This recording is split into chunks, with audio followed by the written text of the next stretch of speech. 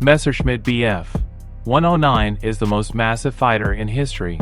A single-engine piston-engine fighter that has been in service with the Luftwaffe and the air forces of a number of other states for almost 30 years. Depending on the modification, it could be used as a fighter, a high-altitude fighter, an interceptor fighter, a bomber fighter, or a scout. Throughout the Second World War, it was the main aircraft of the Luftwaffe. By the end of the war in April 1945, 34,852 Bf.109 fighters of all modifications were produced and became the most massive fighter in history, and in terms of the number of copies produced, it was second only to the Soviet Il-2 attack aircraft, of which 36,000 pieces were produced.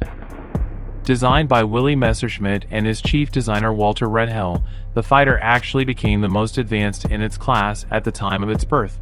Moreover, this fighter managed to maintain the success of its debut and in the future, constantly improving, acquiring new weapons and engines. It did not give up its positions for 7 to 8 years, which was an absolute achievement for the time when world aviation was developing at an unprecedented pace. These are all serial modifications of the aircraft, which were not few. There were also other modifications, which were released in a small number. The fighter made its first flight on May 28, 1935. In accordance with the naming system adopted in Germany, it received the designation Bf.109D1.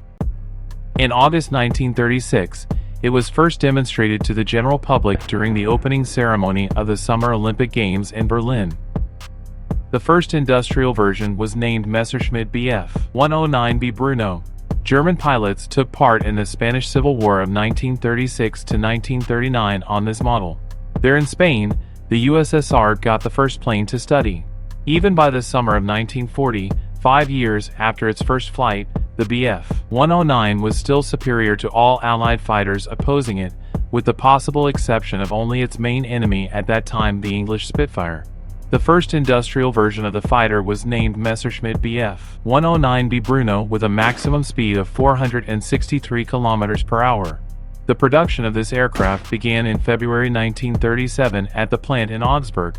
At the beginning of 1938, German factories switched to the production of the next mass model of the aircraft, which is known as the Messerschmitt Bf.109C Caesar. The car had a number of design improvements in comparison with the Bf.109B, and was also equipped with a slightly more powerful engine with a fuel injection system. The maximum speed was 468 km per hour. After the Caesar appeared Messerschmitt Bf.109D Dora. This model was a transition to the more advanced Bf.109E. The modification called Messerschmitt Bf.109E Emil was, in fact, the first truly massive for this fighter. The speed of the aircraft increased to 548 km per hour. At the same time, the main thing was the fact that this engine turned out to be significantly more reliable than its predecessor. Fighters of this modification began to enter service with units in 1939. The air battle for Britain demonstrated that the Emil is capable of fighting on equal terms with the newest British fighter Spitfire Mk1, but the appearance of new modifications of the Spitfire negated the advantage. Therefore, Messerschmitt Bf.109F Friedrich was replaced.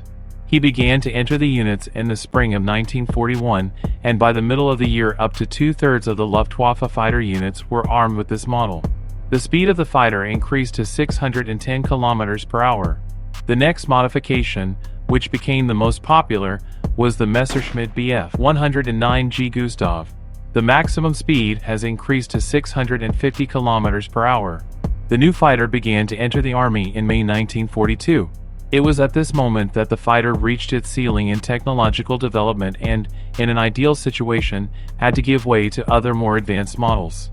But the fighter that was supposed to replace it, the Me-209, was still under construction, while things were still developing in favor of Germany on the fronts, and the top leadership of the Reich decided to follow the path of further improvement of the fighter. Bf.109G6 is the most massive modification of the fighter. The latest serial modification of the fighter was the Messerschmitt Bf.109K Kurfürst. The maximum speed of the aircraft was 695 km per hour. This fighter was distinguished by enhanced armament. For its time, the fighter was very good. Constant upgrades did not allow us to concede to enemy fighters. However, The turning point in the war also led to the decline of the fighter. The aircraft received the best engines and provided high speed for its time.